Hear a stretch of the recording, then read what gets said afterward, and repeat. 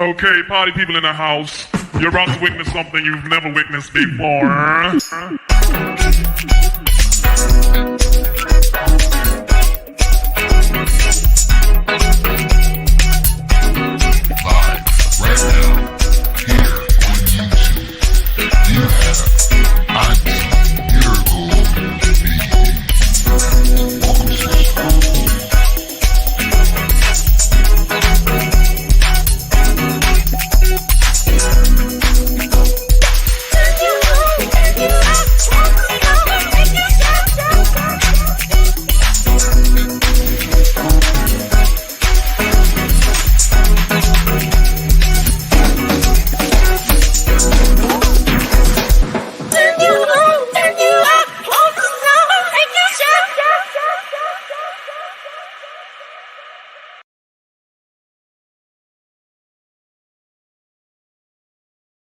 Never giving a fuck about my daughters. Just a moment, mother. Never. You understand what I'm saying? I don't understand it. The whole crew here now, but y'all was never there for them. How many birthdays did you miss?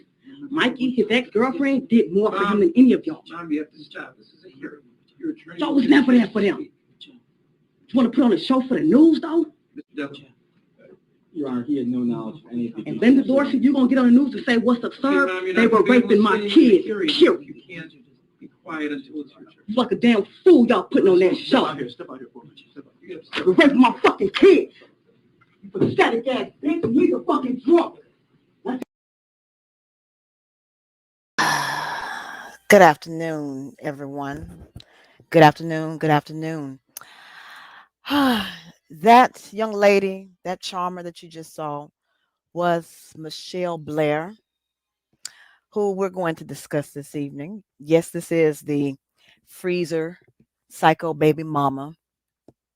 And I'm just going to go ahead and warn you that if you are easily triggered, you may want to go ahead and drop off now because this is very triggering. So this story involves rape among siblings, verbal and physical abuse, and worse, murder by a mother. So again, if this bothers you, please go ahead and extricate yourself because it is going to be very triggering. So Mitchel Blair, let me bring a picture of homegirl up so you can see her. Well, I give my exposition. Mitchel Blair here.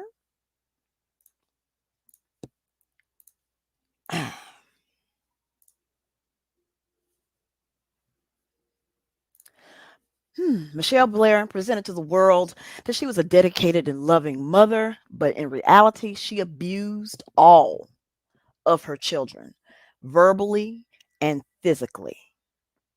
So she had 4 kids with 2 different men. She had 2 daughters, Stoney and Gabrielle, who were fathered by this gentleman here, Alexander Dorsey. Pull him up.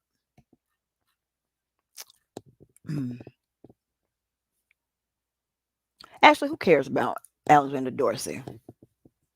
Oh, okay. Yes. He's a picture of the 2 deadbeat dads right here.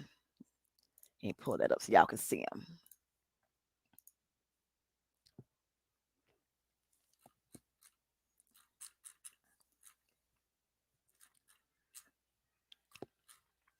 Oh, and this was in bum capital of the world, Detroit. And this crime occurred back in she got caught in 2015.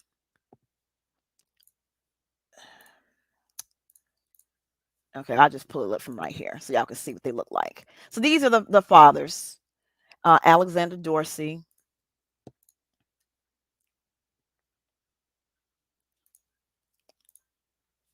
These are the fathers right here.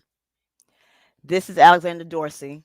This was the father of the little boy. This was the father of the little boy who was murdered, and this is the father of the little girl who was murdered. So, as you can see, there was a lot of anger and rage in that clip that I showed you earlier, right? So, Her daughters, Stony and Gabrielle, were fathered by Alexander Dorsey. That's the light skinned one. And then Stephen and Matthew were followed by Steve Berry. You know what? I got it wrong. The light skinned one is Steve Berry, and then the darker one is Dorsey. But anyway, so fathered these four kids by these two men. According to the relatives, Blair, she faced constant difficulties with paying her bills, feeding the children, and she needed financial help. And she was always asking for financial help. And of course, Blair was one of those people who could not keep and secure a job, right? So she had those children living in the most god awful squalor during this time period. Let's see.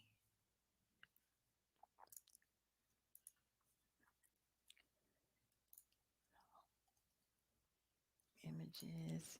So they was living in this god awful squalor. Um, so what happened in 2015? Michelle Blair was living in Eastside Detroit with the four children, and what happened was she was evicted from her house for not paying rent. So relatives, like I said, she was unable to keep a job and would call them for money. Um, but then all of a sudden, the calls stopped. So she wasn't asking them for money; she was keeping everybody at arm's length.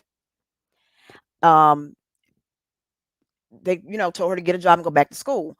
So she decided, I'm not going to do that. So what happened was she was served an eviction notice. However, she wasn't there.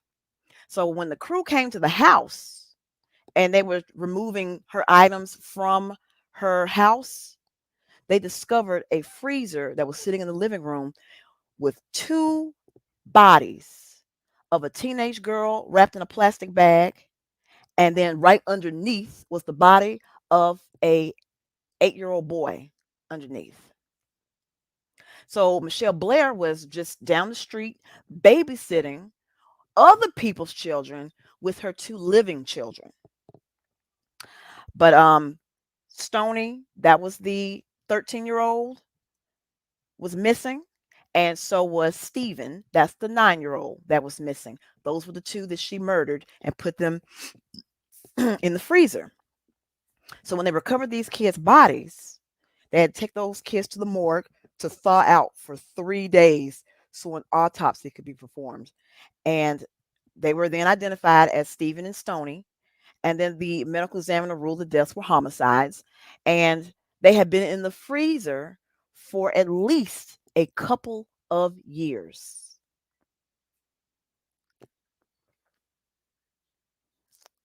Oh, I'm covering all of it. So if you want to send me the confession, you can. I didn't. I got plenty of videos of this loony bird. Okay, so and I have to tell you this is not sat well with me. This entire story it's troubled me deeply. So here's a picture, photographic evidence of the house she was staying in. So y'all can see where the kids were, and yes, 2 years. And I'm going to the whole story of what happened specifically.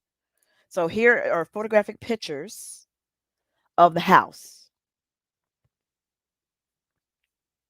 So this is a picture of the bathroom.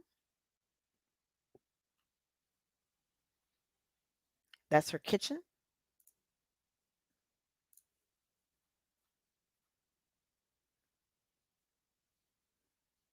I'm thinking this is a bedroom. I'm not sure.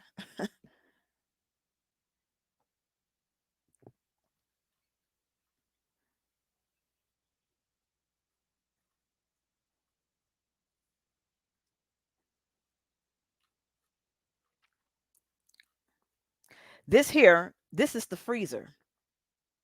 This is the freezer that was sitting in the living room in the house. And you see there's a little chair here. So it looks like they were probably using this as a desk. But this is the freezer. Nothing in the refrigerator.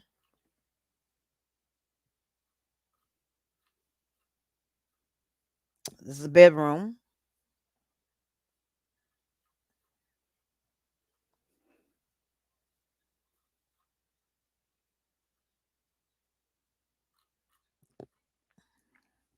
This is where these children lived, in this. Look at this tub.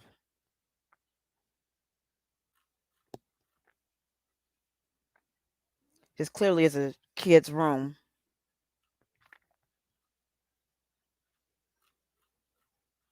Okay.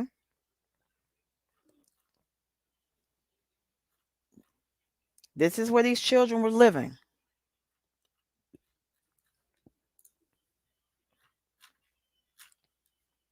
Okay. It is horrific. Hold on, let me pull up my thing here. All right, so let's continue.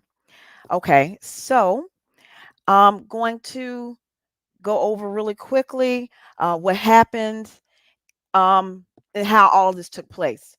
So Blair said that she returned home one day in August of 2012.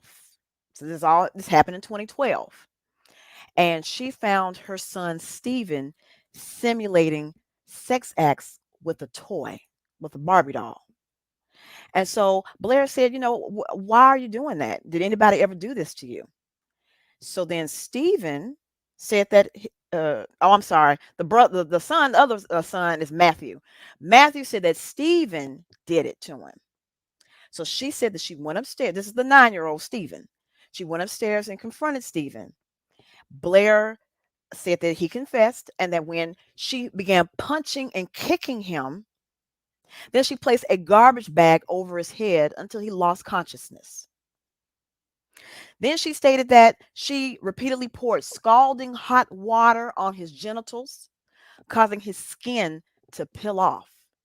She also made him drink Windex underneath the sink and wrapped a belt around her son's neck, lifted him up, and asked, "Do you like how this feels?" Choked with the belt before he lost consciousness again. So she tortured this boy for 2 weeks, and he finally succumbed to his injuries and died in August of 2012. And then she put his body in the freezer. So that's 3 children that's left in the house. Add to the mix that they are being beaten and tortured, physical abuse, emotional abuse by their mother while this is going on. And then you see that your mother, who's supposed to protect you, killed your sibling. So then, 9 months later, after murdering Stephen, Blair found out that her 13-year-old daughter, Stony, was allegedly raping the youngest son. So then she began starving Stony, brutally beating her until she died on May 2013. So Stephen died in August of 2012. Stony died in May of 2013. So she didn't turn herself in because she claimed that the youngest son didn't want her to go. So Blair then put Stony's body in a plastic bag, stuffed her in the deep freezer on top of Stephen, and had the 18-year-old daughter stick her sister in the freezer on top of her brother. And I'm going to play that video of her admitting this in court. Okay, yeah, I got this one. Yeah, got him in court. I'm going to play that one in just a moment so you can hear from her own words. So basically, the timeline is that Stony was sexually abusing Stephen, and then both Stony and Stephen were allegedly sexually abusing Matthew. So Stony first started with Stephen first, the 9-year-old that she killed. So Stony started sexually abusing Stephen. Then Stony and Stephen started sexually abusing Matthew. Matthew was 6 at the time. So then Matthew told Blair about the sexual abuse that he suffered from Stephen, even though he was supposed to be getting sexually abused by Stephen and Stony. So then, according to what Blair said, that Stony started threatening and beating Stephen so he wouldn't tell on her. So then he told on Stephen, and Blair killed Stephen. And then later found out that Stoney was abusing Matthew this entire time. And that's when Blair went and decided to kill Stoney. All right. So I'm going to play. Yes, definitely trigger warning. I'm going to play her video of her confessing to what she did and how she did it. And she had absolutely no remorse at all. No remorse. Let me pull this up real quick.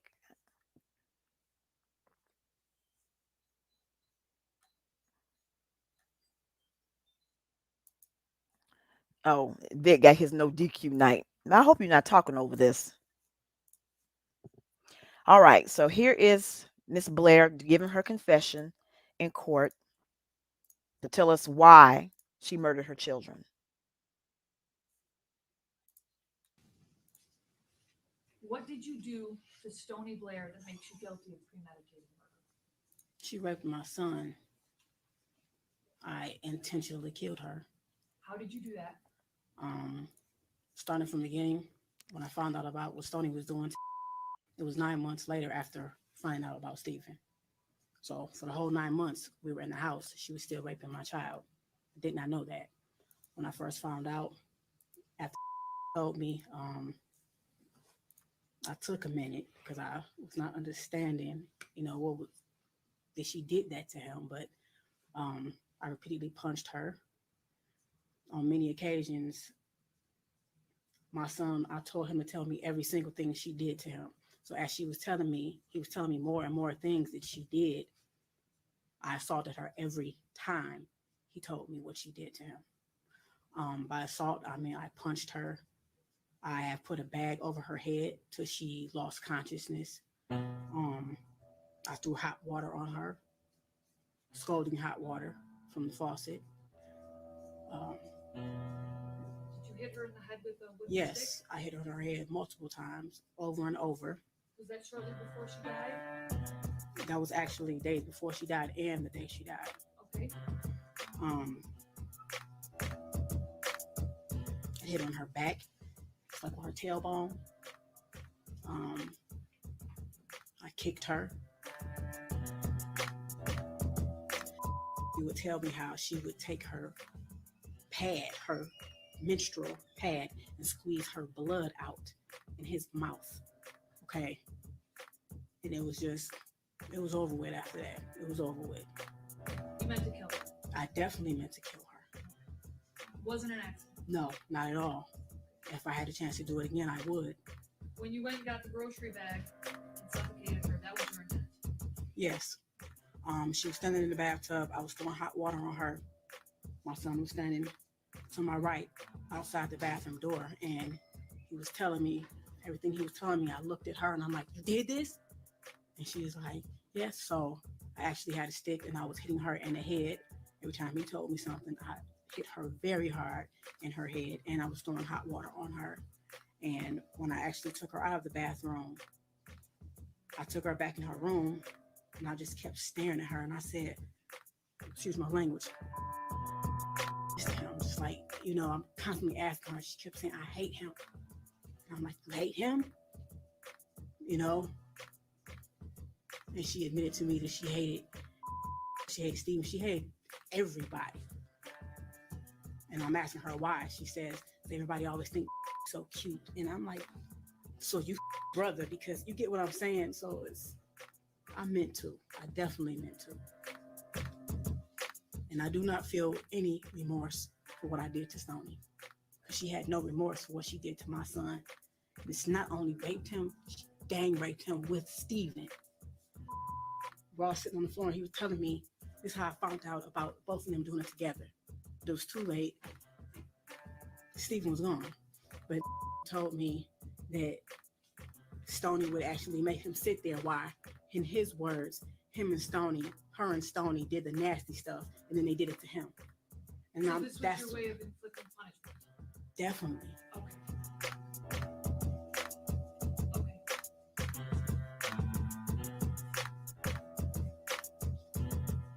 Where did that happen? What? Where did it? The death. Her Actual death. Yes. Right. Not the location of the house. Where did you live at the time? Oh. Was that the city of Detroit? Yes.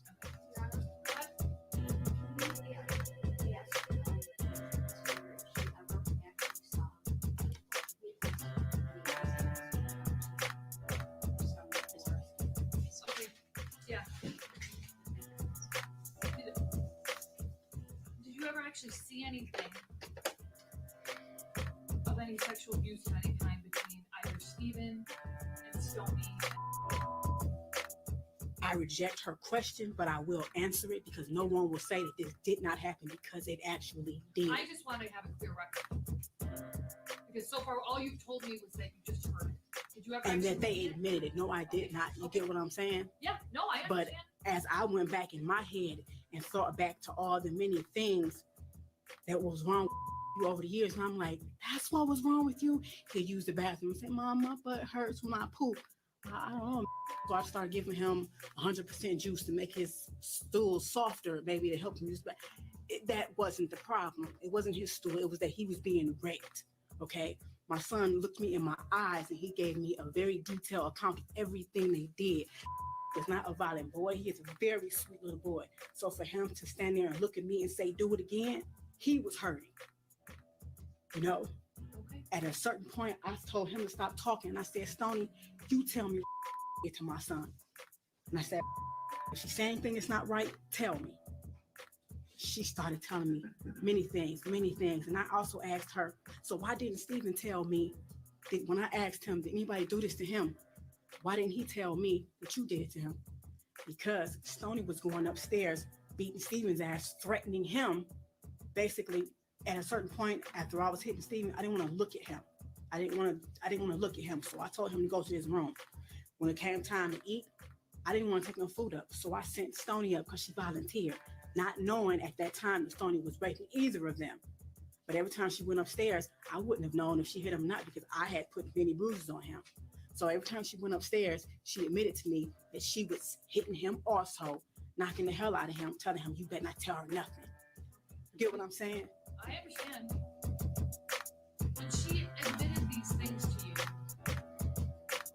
were you always being physical with her? The first time, no, we were sitting there. Okay. She denied it constantly. I'm like, Stoney, you better tell me. Sitting here, he don't know nothing about it. He constantly, you get what I'm saying? Who would admit that? Who would admit that if they did not do it? Tell me what happened to Stephen. I came home one day. My daughter, my oldest, met me at the door and she's like, Mom, come see what he's doing with his dials. And I'm like, what is he doing? He was making one dial, his little wrestle man, hump on top of the other. No, I'm like, why was you doing that? I said, anybody ever do this to you? He said, no. I said, then why are you doing that? And he said, yes, Stephen did. And I was like, so this is the first I'm hearing about that period.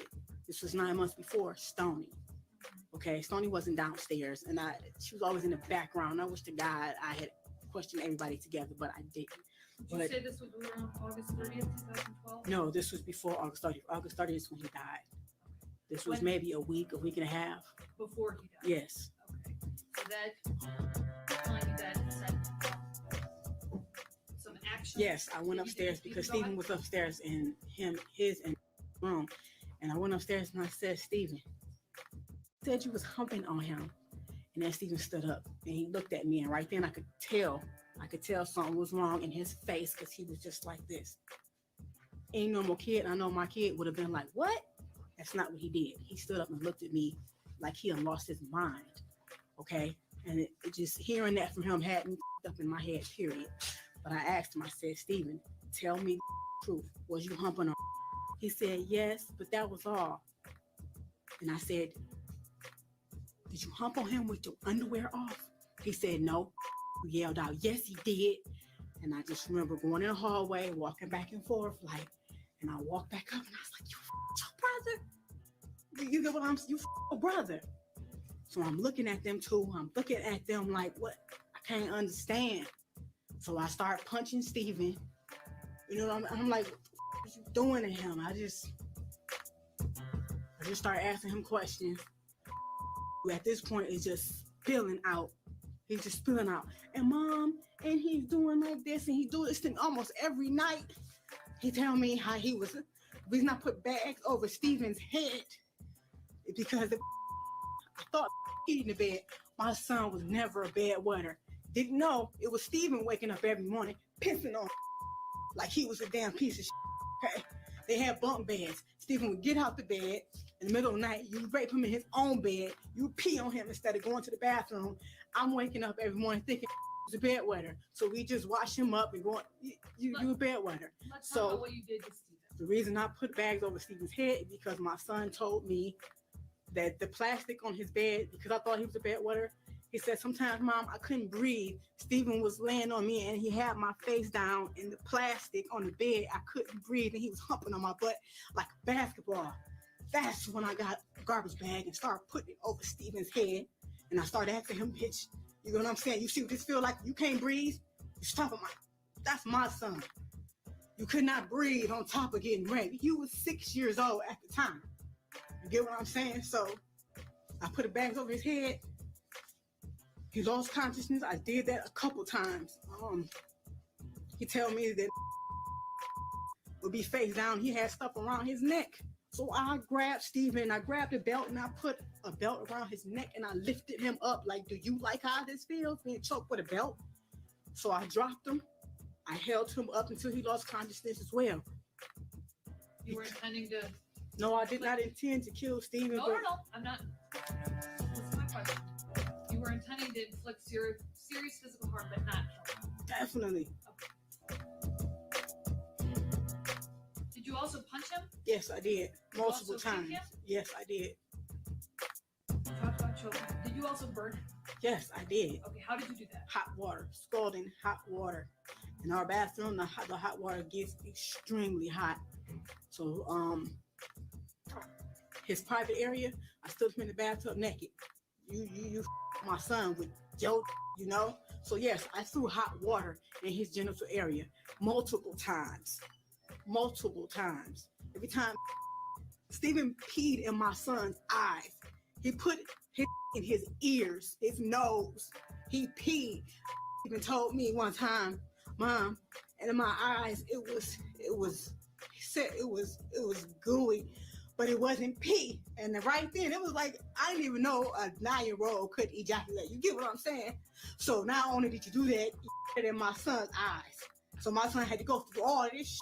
So yes, I threw hot water on him repeatedly. Did you make him burn? Yes, it did. His skin came off. Did you His also skin make came him off. drink Windex? Yes, I did, because he told me in the middle of the night he had took him in the basement and he made him drink the blue stuff from under the sink. And I'm like, what blue stuff? So I walked downstairs. He showed me what I said. You made drink Windex. And then I went back to like years before, and I'm like, is this what was wrong with him? I thought he had the stomach flu, where you vomit and have diarrhea. You get at the same time. This is at that time. This is what was going around. A lot of people had it. So this is what I thought he had. He didn't. Steven made him drink Windex. So yes, I made that boy drink Windex. Let's try and clarify the record. Okay, again, you knew you were seriously harming him, but you didn't intend to murder him. No. Okay. But your actions ultimately caused his death. Yes, they did.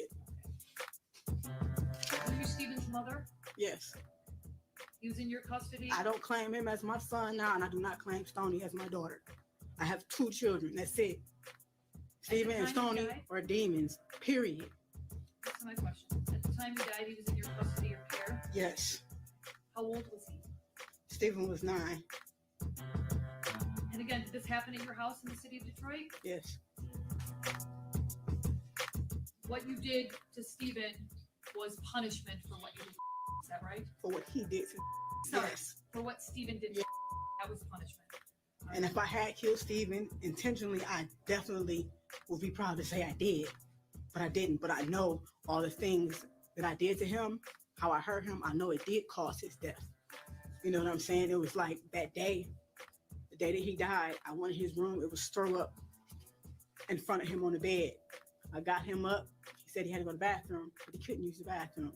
By the time he came out the bathroom, his breathing was crazy. Steven usually has a strong heartbeat, but it was really faint, really, really faint. And then all of a sudden, he just started going like this, and I was holding him. We both sitting on the floor, and I'm actually holding him up. He couldn't even hold himself. I'm like, Steven, doing like this, because the day before that, I actually said I'm gonna stop, because I looked in the room and like, he is toe up, you know. Were you starving him at this time as No, well? I was not. I never starved him, and that's another thing that, and I understand that he may have lost weight, but because they had a hands and they controlled him in every type of way, down to food. They would take his meat basically. We didn't always eat together. I thought him and Steven was very close. So Steven would manipulate me. Mom, can we be up in our room? I'm like, yeah, go ahead. I'm thinking that's his best friend, that's his brother. That's how he made it think. That's a lie. He kept up under his wing on purpose. Man, I never wanted to be around Steven. And I don't know how I didn't see that. So they would take his food and would actually only let him eat his vegetables. So yes, when I fed Steven, he only got vegetables and like healthy things, and it was minimal, like oatmeal and things like that. He did not get meat. You stole from my son. And actually, when I tried to feed him, my son said, Mom, that's bold. They used to take my food all the time. That's bold. You get what I'm saying? So yes. Now Stony, I did starve her. I did. 9 more months, you going, your big ass. She was 13. My son told me how she used to sit on his face, and he said, Mom, it stinks real bad. And she was, you know what I'm saying? Yes, I did. And then oatmeal is all that girl got. And she lucky she got that once a day. Stony only got oatmeal? Oatmeal once a day. She's very lucky she got that. And I even have to hide the fact that I was giving her oatmeal for and he didn't want me to feed her, and he had every right to feel that way. Hold on. Just Blair, can we get the next one here? No, I'm good. You're okay? Okay. I just have a few more questions. When you were physically harming Steven, was it ever your intent to also cause any sort of serious mental harm? Well, I don't understand what you mean. When you were hurting him physically, was it also your intent to cause any sort of serious mental harm? What do you mean, mentally damage him? Yes. Like beating him in the head? No, like making it so that his thoughts aren't right. No, Does that never. make sense? Okay. Physical Your punishment on what you did to my child, because I had always told my kids the worst thing you can ever do to somebody is break them. I always told my son that, and I always told the girls the worst thing you could do is cry rape on somebody if they didn't rape. They fully knew what they were doing. So you were only intending physical punishment. Yes. All right, now, just so that I'm clear, you weren't allowing them to treat your other children like this, were you? What do you mean? You weren't allowing them to sexually assault. I wasn't allowing Right, that. I never knew. That's You exactly, get what I'm saying? That's exactly what I wanted to know. You didn't know until afterwards. It's like, Am I right? yes. Okay. It's this one instance I was asleep. Why you didn't tell me? He said, Mom, I even ran in the hallway and I had your hand. I was asleep. My son ran out and grabbed my hand. He was 6 and he was doing like this, trying to wake me up. Stephen was grabbing him back by the back of his shirt, pulling me. And I said, why didn't you just scream out? He said, I don't know. You get what I'm saying? He even had my hand pulling on me, trying to wake me up. And since I'm a hard sleeper, I didn't wake up.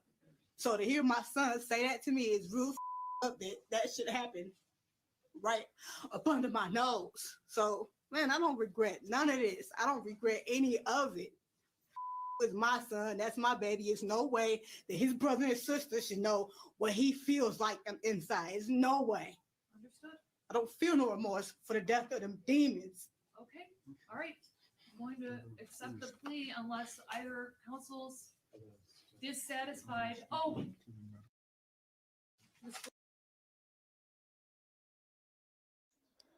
Like I said, this one is it doesn't sit well with me. It don't sit well with me at all. So you heard her confession. So she said everything that she did. So the question that I saw in the chat a lot was, where did the children learn about this sexual abuse, right? Well, more than likely they learned it from Blair. They learned it from Blair. She wove this tale of sexual abuse between the children, and then she cast herself as the mother who would go to any lengths to protect her son. She, as a child, though, had been sexually abused. And when she had told her mother, her mom's only response to her was, well, what do you want me to do about it? It's over with now. So that experience there is the reason why Michelle says she killed her children. Because in her view, because she always told the children that rape is the worst act you can commit against another person, that the abuse taking place between her children was done in a willing and knowing manner. So basically, she was saying that those children, 13 and 9, had sense enough to know and understand rape. That's what she's saying, that a 13-year-old and a 9-year-old understands the gravity of sex and rape just from somewhere. And that doesn't happen. For a child to behave in sexually inappropriate manners, that means that they've been exposed to that by someone. Because that's not the mind of a child. So, so in her mind, okay, her children weren't um, abused in desperate need of help. They were unfixable, damaged goods. And so death, as Michelle saw it, was the only option.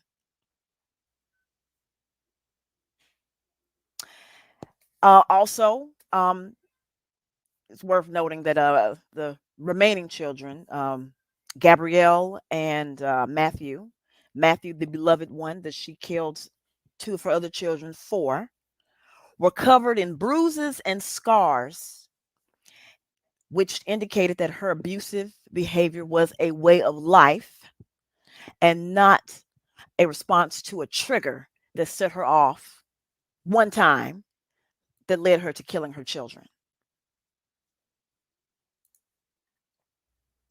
And top it all off, there was no evidence, no physical evidence that he had been molested. However, with little children, all their parts aren't fully there yet.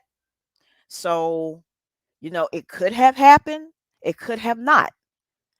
But the fact of the matter is, she went and took it to the extreme, not seeking, talking to someone, calling someone, trying to, get these two some help because they're children.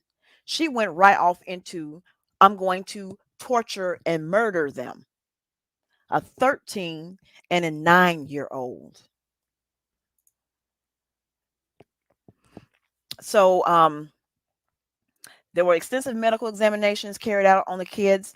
They had marks and scars and bruises found all over the surviving children. And there was marks and bruises and scars found on Stoney and Stephen from before the assault.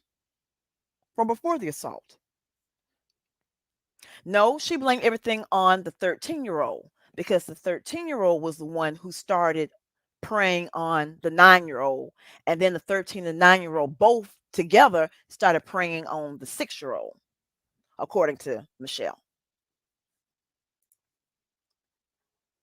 So all the marks and scars came at the hand of their mother, who was supposed to love and protect them. So I'm going to play for you her interview where she talked about her sexual rape experience and sort of her thought process as to how this made sense to her. So I'm going to play that for you so you can hear in her own words what she says. Is that the one? Ah, yes. So this is her jailhouse interview. Can you talk me through the type of abuse that you had to suffer as a kid, Oh, You mean sexual abuse? if that's what happened? That definitely did happen to me. That's why I know exactly how would have grew up. I told my mother what happened to me. And the only thing she said was, it's over with. So what the you want me to do about it? What do you mean what I want you to do? You get what I'm saying? So all I could do is go back and sit in my room and just sit there and look stupid. I'm a kid. And I'm just telling you what happened to me. You didn't do about it. And plus, I still had to see the person coming in and out my house. You still friends with that person. So do you believe that the violent person you went on to become you were a product of your own childhood? I mean, everybody have choices. So I can't just blame all that on my mom because I was still an adult. Maybe I should have tried hard to get over that. But anybody who knows me, that touching the kids, the molesting, that no. If that's one thing I definitely would have killed over, it would have always been that. It's like I grew up So y'all, my mic on? Oh yeah. So y'all see that she is comparing her children to an adult mentality.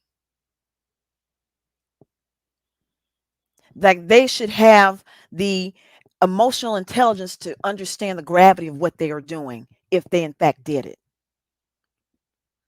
And then where was her emotional intelligence to realize that these are children?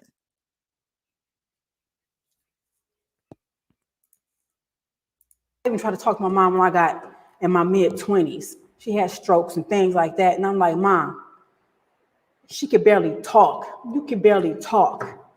She had so many strokes. And I'm telling you what my problem was always with you. The hitting and all that. I just asked you to do something. The person lives around the corner on this particular time, it was just a woman named. She lived around the corner. She want to walk around like she big and bad all day. My mama, you big and bad. Everybody's scared of you. But when I come to you with some real and I tell you what happened to me, you didn't walk your around that corner and do to that woman like a coward. So no. And this is why I say my kids knew better because I've always told them everything that happened to me. So there you have it. That's where they learned it from. She told the kids everything that happened to her. Everything that happened to her. And I'm pretty sure that she told them in a graphic manner everything that happened to her. That's where they learned it from.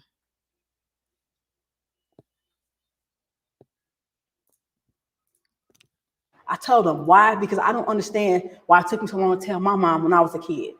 You never talked to me about like this, but when I did come to you, you didn't do. So I always made sure I told my kids this. I told them what happened to me, how it happened to me, how it made me feel in detail. And I say, if anybody ever touches y'all, you better tell me. They knew. I always talk to my kids about that touching from anybody. So they definitely knew. And this is the part that really gets me. I used to tell her, rape is the worst thing you can do. Just make it. I tell her all the time. They used to make me feel like I was nothing. It made me feel like I wasn't. You turn around and you do that to my son, you knew exactly what she was doing to him. She knew exactly what the fuck she was doing to him. So yeah, I don't care what anybody think. At 13, she knew exactly what she was doing to a 6-year-old at 13. Do y'all remember what you were doing at 13? You was talking on the phone, playing, music, looking at clothes, just now, trying to holler at boys. Women learn how to be catty at 13. You're trying to get your parents to drop you off so you can hang at the mall with your friends. At 13, was your mind on anything like this at the age of 13? I would never have understood what any of this was at 13. Yeah. um, you know, Trying to get kissed in the closet or at the little wherever you are, at the little party, got your little outfit on, because you looking at one of the little ugly big headed boys somewhere, little nappy headed boys. Yeah, preteen shit. Yes. You was doing the preteen shit. Talking about different musical artists, little young hookers now probably like Chris Brown um and other stuff. Going to the skating rink, going to the movies. Yes. Sneaking on the phone. That's what you did at 13. Not none of this. Absolutely. And I'm gonna get into all of that too. Deadbeat dads and failed relate, yes, and lack of support, yes. I'm gonna get into that too. Okay, but let's continue. She had to go, period. She had to go. So I damn sure wasn't about to let grow up mad as hell all the damn time, can't trust nobody, when it was just as simple as, you're my mother, do something. So, did so you murder his brother and sister in front of him based upon his word. So he would have to live with guilt, that you're he's responsible kind of for killing his brother and sister. And so you think that won't scar him, that he won't remember his brother and sister dead in a freezer in the living room for 2 years while she's still beating them, living in an atmosphere of fear, because who knows what could happen. Mama kill brother and sister, I could be next. I could be next.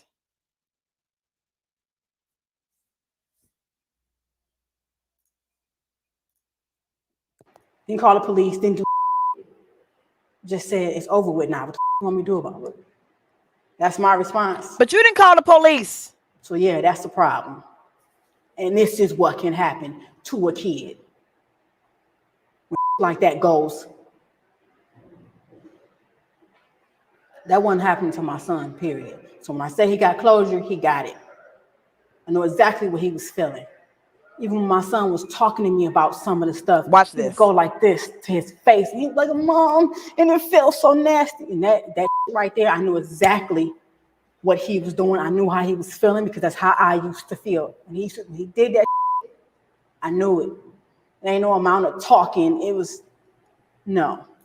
So what she felt as a child, her experience as a child, she was going and reliving the trauma, and she was projecting that trauma onto her children. She projected this trauma onto her children. Instead of her addressing her trauma and dealing with it, well, she decided to address it, I guess the only way she thought that she could was murder her children and then hide them for 2 years. If it wasn't a problem, why you hit them?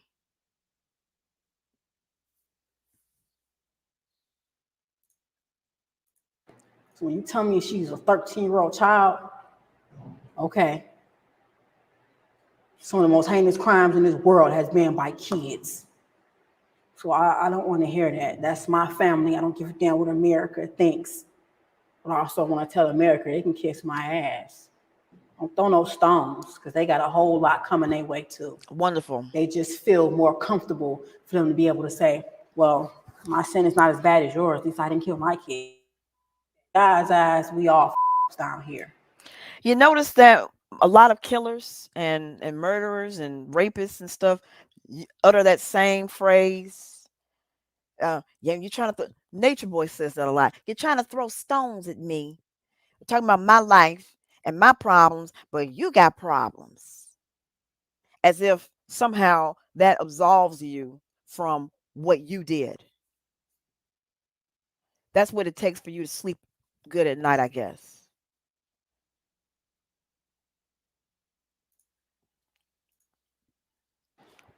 That's period.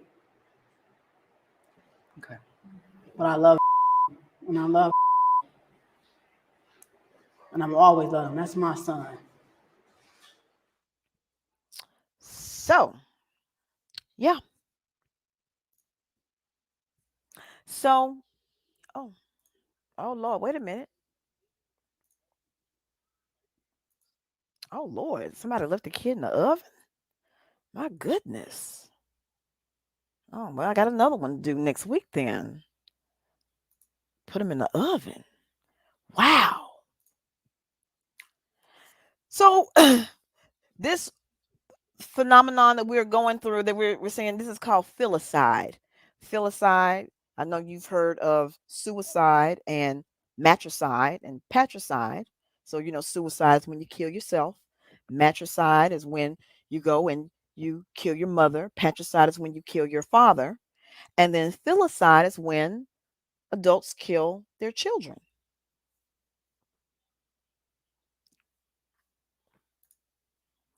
So people want to know, how did nobody know about this? Where were the fathers? Where were the fathers at? How can children be missing for years? Thank you. Children are missing for years, and there's no questions being asked, no alarms being raised, nothing. Nothing. Well, what happened was Michelle Blair had killed Stephen, right? No, she wasn't eating them. She's not Dahmer. She just killed the kids and put them in the freezer to bide her time. So the schools weren't calling because in Michigan they don't have a duty to. It's not where it's a criminal. It's a crime, and then it's truancy. It's you can pull your kids out of school and you don't have to report to the state or anything like that. So for most places, when a parent pulls a child out of school, that's usually like a front for abuse, and that's when the state and everybody is checking to make sure that that child is okay.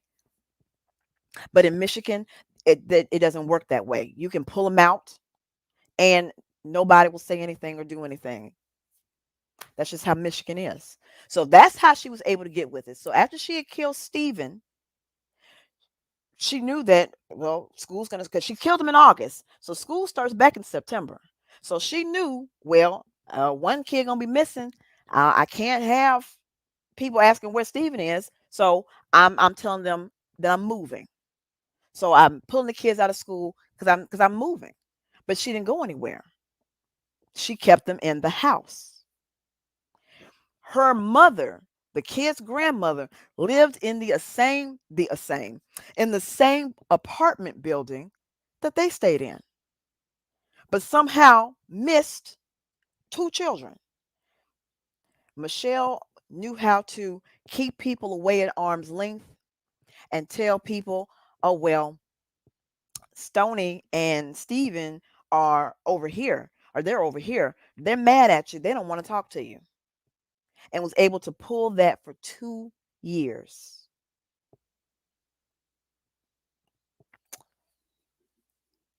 So I am going to play. Let me see. What part is this? That was that. So I can go ahead and cut that one off. So I'm going to go ahead and I'm going to play part of the custody hearing where she was telling them, how she came up with, keeping people away and, her thought process on the children and keeping people from discovering that the children were not there, and all the lengths that she went to lie and cover up her crime, even though she was happy that she did it. But again, she lied for 2 years.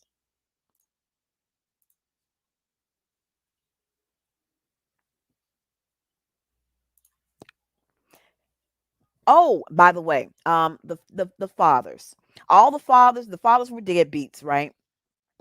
They both owed thousands and thousands and thousands of dollars in back child support. One of them was in jail for a long period of time, and they had not seen their children in years. I'm talking when they were alive, hadn't seen them in years, or may come over, and have a porch visit, but that's it. That's the extent of it. So after the murders happened and she got arrested, the state was going to, oh, wait a minute. I'm sorry. The state is going to, was having a hearing to terminate her and the other two fathers' rights from the other two children. So of course, Michelle is very bitter. She's very angry, talking about these fathers. And I won't prolong it any further. I'll let y'all hear from the horse's mouth. What is your understanding of this hearing? To place the children in the best possible environment, period, and permanently. Okay. Now you understand that you heard the testimony of Dr. Henry. That was this morning, correct? Yes, And you understand that the recommendation is for the termination of your parental rights. as it should be.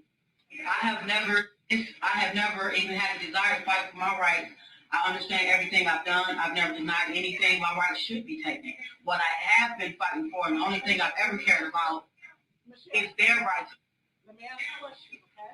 I understand you're anxious to get your testimony out, but I have to do it by question and answer, okay? Okay. Now, through the trial and earlier, there's been allegation that you prevented both of the fathers, Mr. Dorsey and Mr. Berry, from visiting. Is that true? That's a total lie. I never prevented either of them from coming to see them. They were ridiculous. Let's start with Mr. Dorsey. He is Gabrielle's father, correct? Yes. And did he ever live with you and Gabrielle? Ever. And that was his big problem also in the beginning of why he disappeared in the first place. When did he first disappear? I want to say when I moved out, Alexander Dorsey was so pissed that I wouldn't let him move in with me. He didn't come see Gabby, and she was a baby. Gabby was only 9 months old. He didn't come see Gabby for months and months. Why? He couldn't understand the fact I did not want to be with him. I never stopped him from seeing her, though. You hear this shit? Do you hear this shit? So because she didn't want to be with him, he wasn't going to come and see his children. Okay. That sounds like a lie to me. That doesn't make any logical sense at all. Did you place any type of limitations on his parenting time? Never. I'm the one that used to call them. And the killing part is they talking about Gabby. Gabby is the 18-year-old. That's the oldest one. So of course, he came back for seconds if you had two with him. So this is this is a lie. If I ever heard one. Well, let's just, so that we can keep it straight. Right now, all my questions are being directed towards Mr. Dorsey, okay? Okay. So did you ever place any limits whatsoever on his parenting time? No. And let's start after 2005. What was Mr. Dorsey's visitation? People over there, they started coming to get the kids. It will always be me having to initiate it. I would ask Gabby and Sony, do you want to go over there? If they said yes, I called them. He'd always have some excuse, I don't have gas. When you started saying you don't have gas, I got someone, my neighbor, or I would give them gas to get the kids over there. So how often would you say that Mr. Dorsey visited with Stoney and Gabrielle? If you go over there, I want to say, at one point, it was actually every weekend. I would have them go over there. I would actually take them over there every weekend. Like I said, I would have to initiate it. He would try to back out saying, oh, I got to do this, I got to do that. I bring them anyway. I'm saying if they want to see you, what's the problem? You get what I'm saying? I've always tried to initiate that. He couldn't understand. Give us the time frame for that. How old was Gabrielle? What do you mean? How old was Gabrielle at that time? I think she was 8. Okay. Let's bring it closer. Within the last, say, 4 years, how often did Mr. Dorsey visit? Did you say 4 years? Within the last 3 to 4 years. It was crap. It was crap. And actually, from 08, 09, and 2010, Alexander Dorsey didn't see them at all. We were only like 20 minutes away from each other. I would call, oh, Duke not here, Duke not here. And it was always crap. So I just got tired of trying and I just stopped. We would always have to be the ones initiating. So from 2008 and 2009, and they were 20 minutes apart, Alexander Dorsey did not see his two daughters. 20 minutes. Couldn't be bothered. At one point, I even stopped calling and told Gabby, if you want to see him, you call. She got to run around. So we just stopped. You know what I mean? But when he finally popped back up, I never kept him away. My door was always open. There were never porch visits. When you said he popped back up, when did that take place? The first time he popped back up, I want to say in 2011, I forget around what time, whether it was summer, spring, or whatever, but he just showed up. And I'm like, so you realize they not dead, they alive, right? That's what I always used to say to him. Everybody could be dead, you wouldn't even know it. That's kind of ironic in light of what happened. But Took the words right out of my mouth. You don't know what's going on with nobody over here. You care about us, but we argued, but he came in the house. And what I would do was either go upstairs, go in the back room. He talked to the girls for a second, and then he just has to just gravitate to where I am. And it's like, you don't even come over to see them. You come to see what I'm doing. It's like, I don't want to be bothered with him. So that's what when we get into arguments when he came over. You can never just fixate on the kids. You always got to come around me. And I'm saying, talk to the kids, stay the hell out of my face. Did Mr. Dorsey ever provide you any type of support, monetary or otherwise? At one point, I think for a year straight, it was child support being paid. That was for a year. Out of all the years they were alive, that was for a year. Now, when they say... Was that through the Friends of the Court or direct to you? The Friends of the Court. And at that time, we hadn't even seen Alexander Dorsey. All of a sudden, it was just, I'm looking like, what is this? You get what I'm saying? It was child support in the mail. And I'm like, oh, he must be working.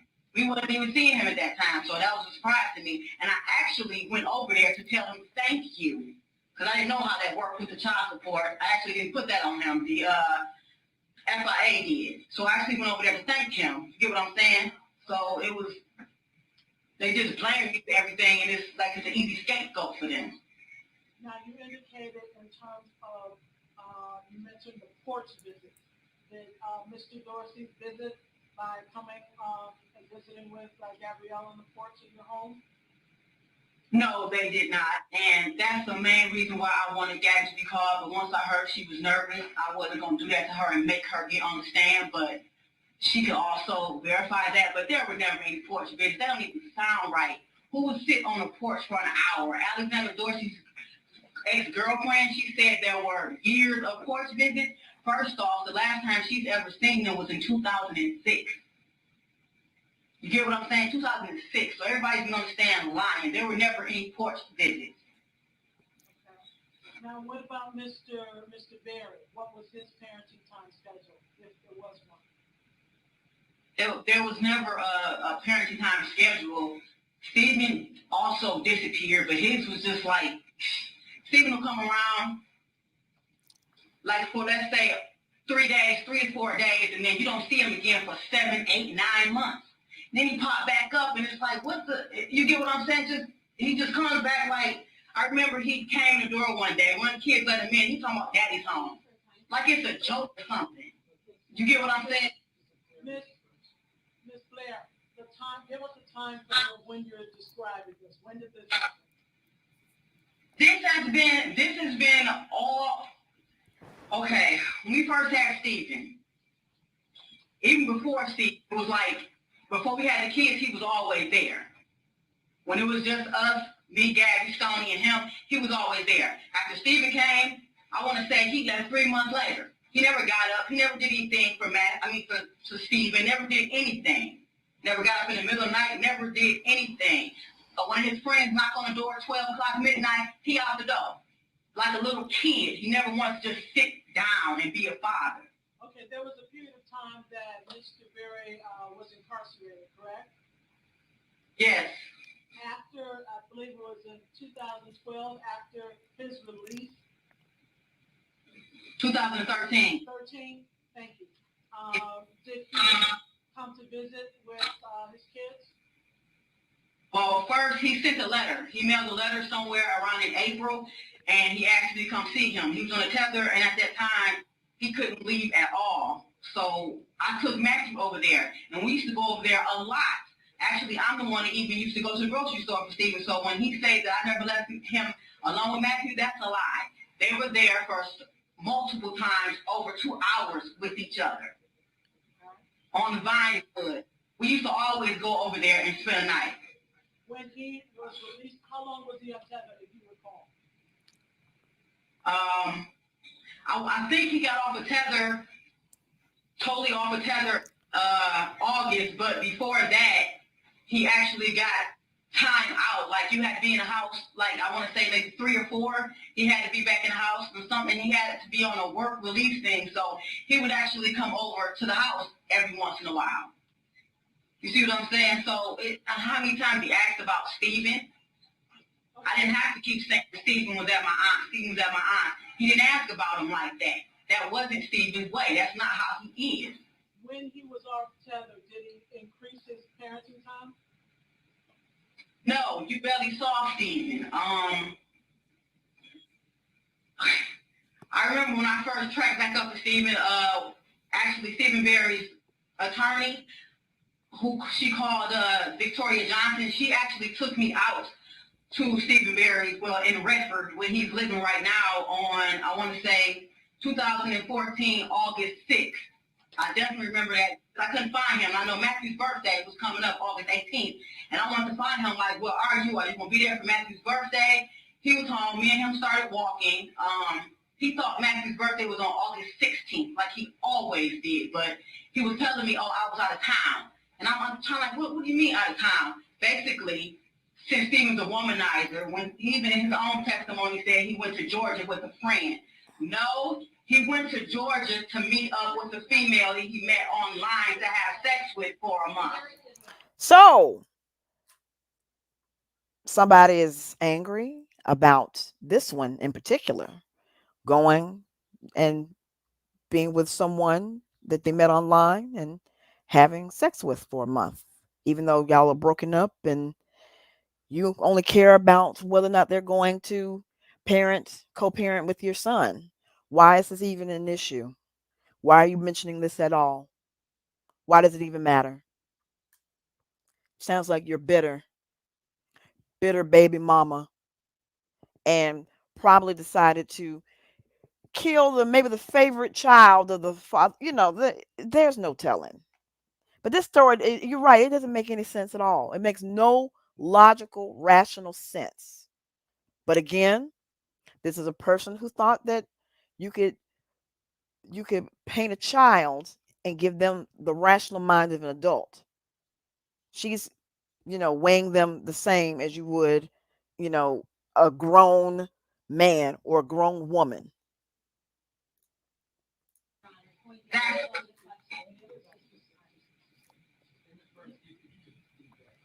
Thank you. Questions have been asked with regard to your relationship with your aunt, Miss Ford. What type of relationship did you have? So they're talking about her bad and failed relationships with the fathers because this is a custody hearing for the 2 remaining children. So both the deadbeat fathers are trying to get, because so the state is trying to terminate the parental rights for all 3 of them. And so the fathers are trying to fight for their children for once. And so this is part of, the history of the relationship and how things deteriorated to a point. So My aunt is like a really loving person, and I don't appreciate Stephen Berry's lawyer trying to attack her character. What I will, Just my question. okay, What type of relationship do you have with your aunt? it was kind of difficult for her. Relevant to the question, Your Honor. What does this have to do with the best interest of Well, as Ms. Anderson herself was going into it, trying to somehow slander the reputation of Ms. Gordon, we have a right to go back and ask the person who she was saying that allegedly Ms. Gordon should have known something. I can build into this for the best interest of where we believe the children should be as to what Ms. Gordon knew or didn't know and what the relationship between Ms. Gordon and Ms. Blair was. Well, the obvious proposal I'm trying to place it, so to the extent it's supposed to best interest, it's okay. Thank you. What was your relationship with your aunt? At one point, it was really good, but I can be honest about this fact. My auntie knew nothing, okay? And I actually purposely made it that way. Okay, you ask questions. You can't do a narrative before this rule, okay? When did your relationship with your aunt change? After I found out about what Stephen was doing. Okay. And can you give me a time period for that? That was in August. That was in August of 2012. Okay, so she better tell you her lie. Well, I basically stopped talking to my aunt, period. At one point, she used to come over every day. That's how she was. Like, she loved us. She loved all of us. Like, she checked for us. If one wasn't there, she looking like, hey, we're there upstairs. She loved all of us. And I knew if anybody would know anything was wrong, it would be my aunt. So I purposely kept her away, meaning I was just nasty to her for no reason. You get what I'm saying? And it hurt her. That really hurt her because I know she missed me, she missed the kids, but she never stopped coming. She would knock on her door. Sometimes I would open the door like, what? You get what I'm saying? And it hurt me to do that to her because I love that lady, you know? But I made her feel basically like, you know, the meaning of the word love. She couldn't come. You get what I'm saying? But one thing I didn't have to do is I didn't have to do that with Alexander Dorsey and Stephen Barrett because they were never around anyway. So that's why I took extra care to be that way with my aunt because she was the only one that would really know that something was not right. From the moment she walked in that house, she was looking for everybody. She loved us. The only person in my entire life who's ever loved. Now, your two children, Gabrielle and Matthew, are placed with your aunt. Do you believe that that's in their best interest?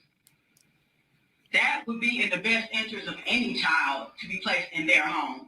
My auntie is one of the people, and my Uncle Daryl, she's just one of those people who just does what she's supposed to do, like just down to very small things, like her ethics, her work ethic, just everything about her. For instance, I was playing around with Gabby one day. You know how you pat somebody on the back of the head? Like, I think Gabby said something to me. We were just joking around with each other, but she thought it was too rough, so she grabbed Gabby and she hugged her and rubbed the back of her head. Even though she knew me and her was playing, she goes, "Oh my God, don't worry, what's up?" You know, just she's real gentle. It's whatever needs to be met. You listened to the testimony of Dr. Henry this morning and the extensive needs of both of your children. Do you think your aunt can provide for those needs? She most definitely can. Whatever needs to be done, I don't care if she had to ride out to Timbuktu, she would get there. Auntie Angie would break her neck because as of right now, I know it's killing her inside because she's very worried about their future. And I know what's got her the most is she want to make sure their heads are going to be right, basically, so they won't turn out like me. You know what I mean? My auntie is a very gentle person. She's even-tempered. There's no other place for them to be. And I'm in prison, so I don't understand what's the objection to them being with my aunt. It's not like they're going to have communication with me. I'm in prison. You understand what I'm saying? My aunt is not, she's as pissed at me as everybody else is. Believe that. She wants what's best for them in the worst way. Okay, Michelle, those are the questions I had for you. The other council may have questions, okay? Can I also just say something? Because this is about my character, right? For the best interest. The other attorneys will have questions for you. We're going to go around. So, Ms. Macy's going to be last. We'll go around the table with Anderson. We'll start with you. Probably with Ms. Burns. Let's see Ms. Blair can see you.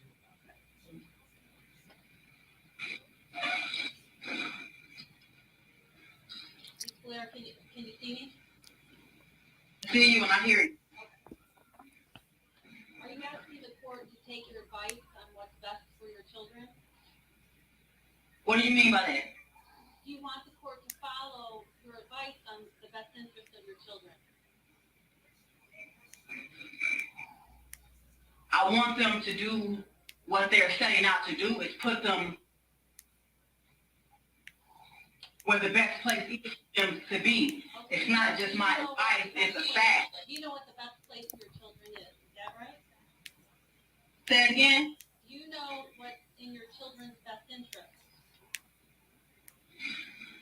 I know for sure it's not me, but I also N- definitely That's know it's truth. my aunt and my uncle Daryl. Actually, if I had been in their care coming up as a child, I wouldn't be sitting right here today. Do you believe you know what's in your children's best interest as to where they should live? Yes, I do. She answered yes, Your Honor. Did you believe it was in your children's best interest to beat them, torture them, and kill Joni and Stephen? Tony and Stephen, that's a different subject. So we're talking about Matthew and Gabrielle right now in the best interest. So we're just gonna stick with that, right? See, now I know what you're doing. You're trying to go to my credibility. I just said I've admitted to every wrong thing that I've done. Yes, I'm a violent.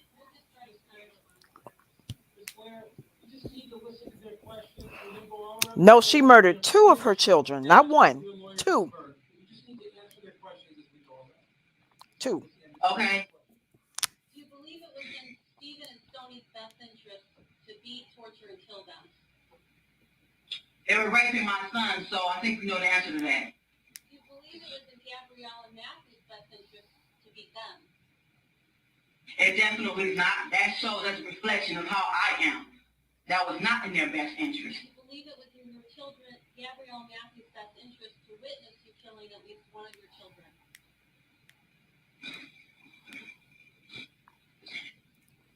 The one that was raping him for years.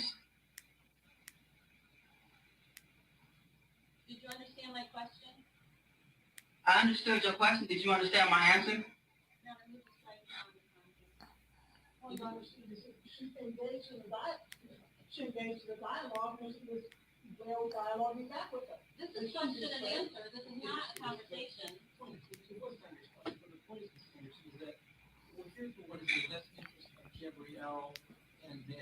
I understand, Bossing.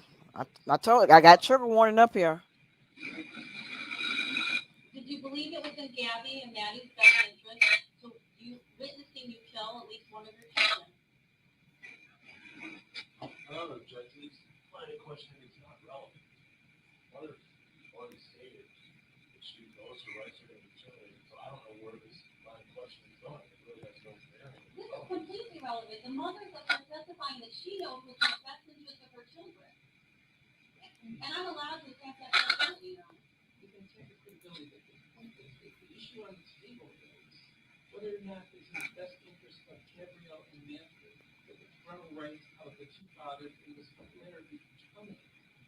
The other things that happen don't come into the equation. I'll move on, Your Honor.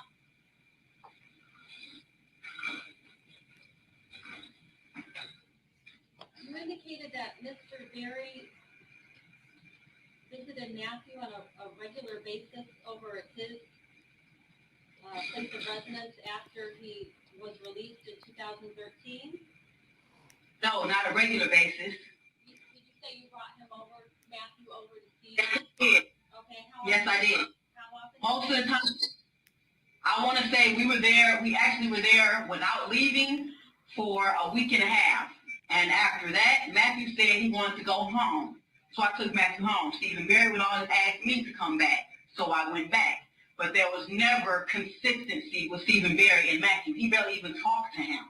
And you said there were times when you left Matthew alone with Mr. Berry? Yes, I did. When I went to the grocery store, Stephen Berry. All right. So you weren't concerned about leaving Matthew alone with his father? No, I was not. I was the only one abusing them. I never accused them of abusing their kids. I just Oh. said they were never there. They were dead. So she just admitted she was the only one abusing them. True that after Mr. Berry was Matthew's the off the 6-year-old. where he could travel about freely, did you restrict him or say he couldn't come into your home? Not true. actually, he was there for a couple days, like I said earlier. He asked about Stephen once, that was it. And he used to come over because our house was close to whatever workforce program that the parole thing obligated him to go to in the morning. So he would come to my house and then leave there in the morning. That only lasted for less than a month. And even when he was there, it was never about Matthew. I never stopped him from coming to see them, ever. He just disappeared. When he asked about Stephen, what did you tell him? And just like Tony was at my aunt's. I'm sorry, repeat that. I didn't hear that. I told him that he was at my aunt's. All right, you lied to him. Yes, I did. All right. Did he push it? No, he did. He asked me once. So Stephen's dead. So the father asks, "Where's Stephen?" At my aunt's. He's dead in the freezer in the house. Know the difference between a truth and a lie? Objection. I just told you I lied. But Okay, I'll move on. Did you tell the school that Gabrielle and Matthew were not going to attend because they were moving? I did. And was that true? I know the difference between truth and a lie. I definitely lied. Okay. I told them that we were moving because Stephen was dead.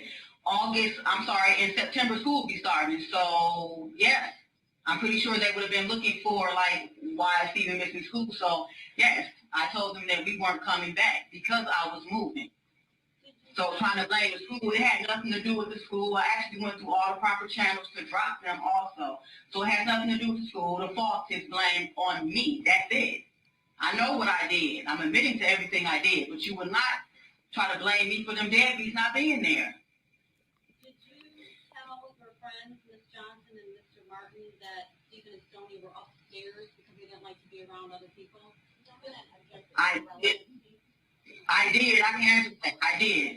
Stephen and Stoney were upstairs because they don't like being around people. That's how she kept the two dead children hidden. I don't think that's not relevant to the credibility of the children they lied in the past. You know, the point is already proven that the definition They're upstairs. of Gabriella and Matthew is totally different with regard to the death of Stoney and Stephen. So all of this goes to that. Yes, it is inflammatory. Yes, it makes her look bad. But she's already admitted. The point is that she's trying to attack her mother's credibility as to her opinions regarding Mr. Dorsey and Mr. Blair. They're showing that the mother was untruthful.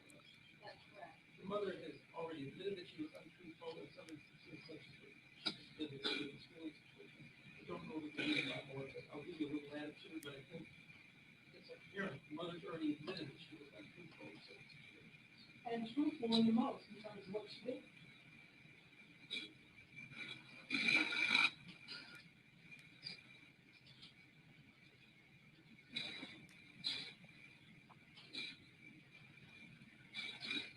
I'm listening. Okay, Mr. Depp. Thanks for one back.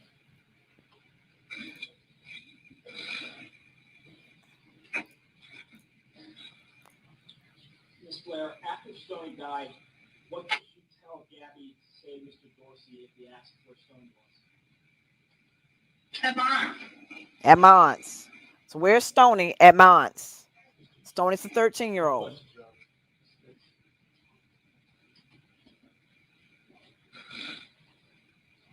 Ms. Blair, I have just a couple of questions. If you don't understand one of mine, let me know and I'll rephrase it, okay? Okay. Okay. In terms of Mr. Berry, after he was released from prison in April of 2013, up until March of 2015, how many times did he ask about Stephen? I can count on my one hand. Did you always inform him that he was at his aunt? Yes. He would say, is he still over there? Did he ever probe the issue, meaning demand to see Stephen? No, that's never how he was. Stephen has missed, I want to say, I don't even have to say how many he's missed. Let me tell you how many birthdays he's been there for. 2. He was only there for 2 of Stephen's birthdays. That's it. What about Maddie's birthday? How many birthdays was he there for Maddie? One. Just one birthday. And when I used to say that he should talk to Matthew more, because Matthew used to have a really deep list, it was hard to understand what he said. Stephen Barry's words, that little nigga be all right. He's like, I can't understand what he's saying. What's the point of talk? I can't understand him. So no, he never talked to him. Anytime he came to the house, it was always me he was gravitating around. That's it. And when Stephen would pick Matthew up, Matthew would try to swing on his arm to reach back for me. He didn't know him. In terms of after Mr. Barry was released from prison in April of 2013, you indicated that there were times he actually came to your house? Yes. And he actually stayed there for a month? Basically, now I'm talking about on Vinewood is when we used to go over there. Right, but I want to talk about after he was released from prison in 2013. He came to your house where Stephen and Stoney's bodies were, correct? Yes. Okay, and did he ever ask to see Stephen when he That came was to not your what. house? Can you repeat that? I was talking when you were talking. The time after he was released from prison, Mr. Barry, and he came to your home, did he ever, once he was inside your home, go upstairs to look for Stephen or anything of that nature? No. How many times? Even when. How many times would you say he had been to your house after he was released from prison up until May of 2015 or March of 2015? Excuse me. I want to say 5 to 6, and some of 5 or 6, and some of those were consecutive days back to back. What I want to ask you, because was Mr. Barry ever in your home in 2015? No. Was he in your home December of 2014? December? Yes. No. No. Okay. No. Right. No, nobody. We've never seen Stephen on the Christmas, even when they were alive. And when he said that he spent his money, I sent Stephen $470 while he was incarcerated. He never even wrote Stephen once or responded back to any of Stephen's letters. Stephen sent him 8 letters. Stephen never wrote anything back to him. He never bought a phone card. All he did, he basically, those tattoos that he had, a tattoo on his neck and on his chest. He got those while he was in prison. That's what he used the money for that I sent him. Not to get phone cards, to get prison tattoos and keep his hair braided and get snacks. That's what he spent the money on. And we had no contact with him the whole time he was incarcerated. So when he says that he spent every bit of his commissary. He spent every bit of his money on commissary. You know what I find interesting about this story that she's telling? What I find really interesting is that that these children's fathers were not, all these people that were in these children's life were able to be thrown off by they're upstairs, they don't want to talk to anybody, or they're over at the aunt's house. There are people that I'm friends with on Instagram, and if I don't see a picture of their grandchild or their child, I would be suspicious. Like, what's going on? Where's party baby? Where's he at? I hadn't seen no pictures. If Bozilla came and just started talking about, she never mentioned her daughter ever, I would have questions. These are people that I've never met in real life. In real life. But these are supposed to be your flesh and blood. These are your children. You see 2 of them. You see 1, but you don't see the other ones. How does this go for years and years and years? How? And you live in the same state and in the same city. How? Where was her family? Where were the baby daddy's families? Where were the people? No one asked any questions. Not one question. I know that she's intimidating and threatening and scary, but you should say something. Demand to see your children.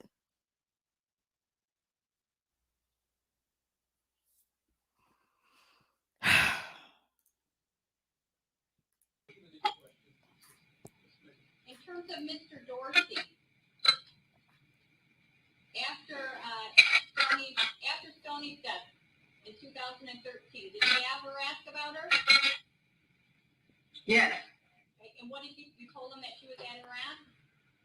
yes. And He never pushed. Yes, did he ever come to your house after she was murdered? yes. And he even said that in the news interview. He would sit, our table was by the freezer. He would sit at the table with me and Gabby or just Gabby, and they'll talk for a minute. Y'all hear that? So the father of Stoney would come to the house, came to the house after the girl had been murdered and in the freezer.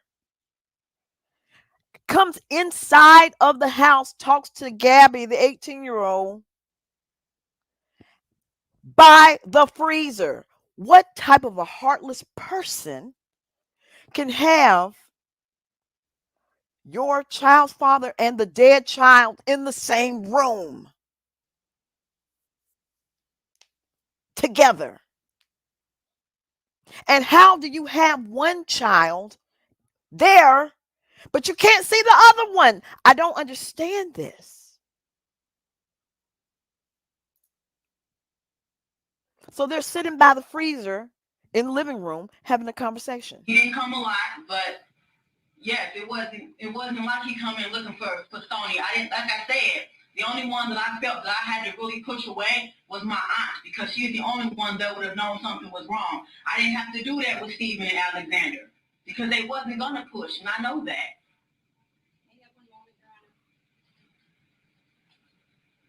Highly manipulative. No remorse. Psychopathic.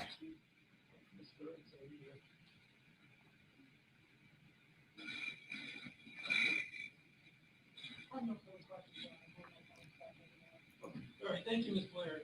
We're going to take a brief recess. All right. So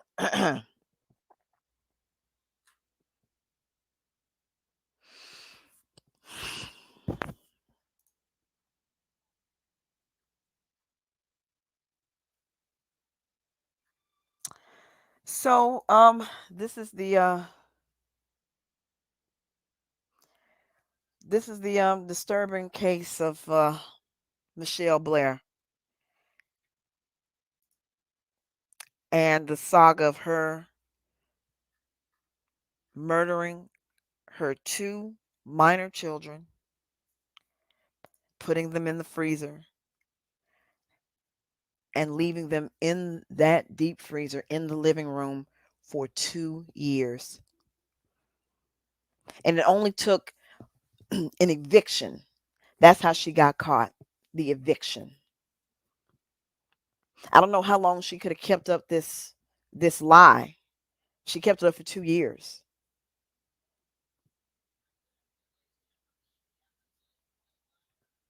It's extremely disturbing. It it has not sat right with me at all. It's been very troubling.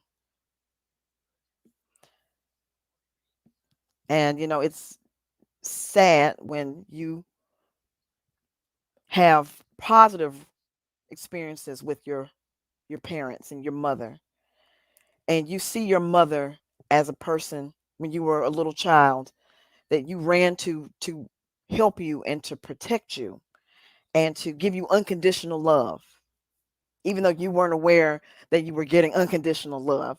But you know that's the person that's mommy. I fall down and I hurt myself, I run to mommy.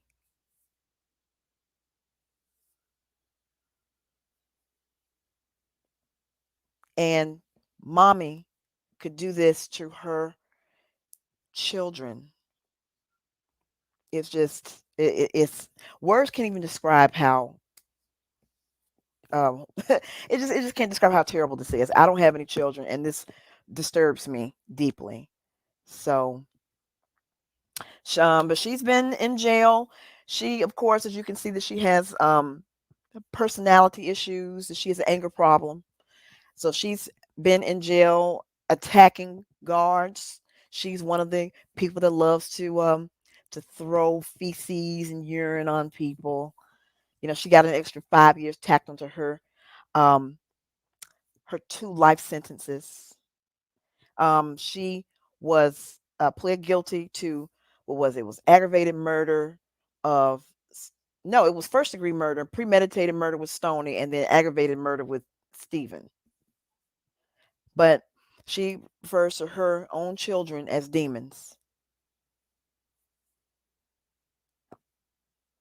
These children were nothing to her but pawns on a chessboard and some object that she could whip on because she lacked the intellectual intelligence, I love it. The intellectual intelligence and the emotional intelligence to deal with herself. But it's a failure on all levels. It is a failure of her mother. It is a failure on the fathers of these people. It's a failure on the school system.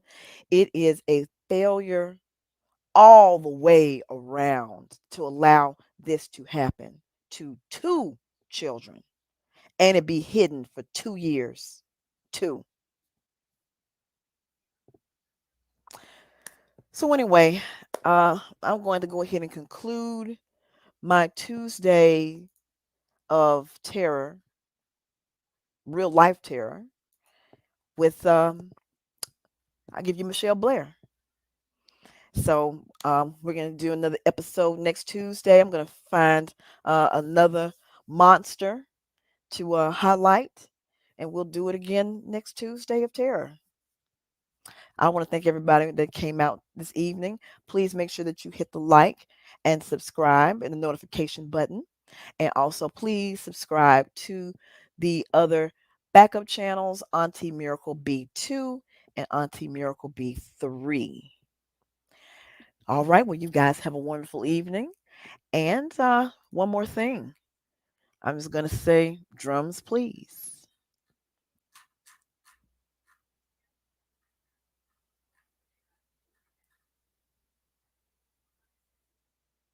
Drums, please.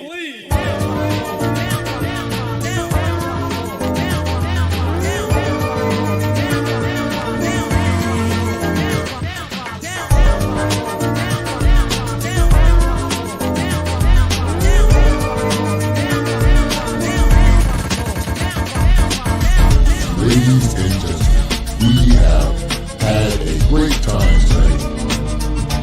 We have truly enjoyed ourselves, and we would like to thank you for being a part of the show and coming to visit this platform.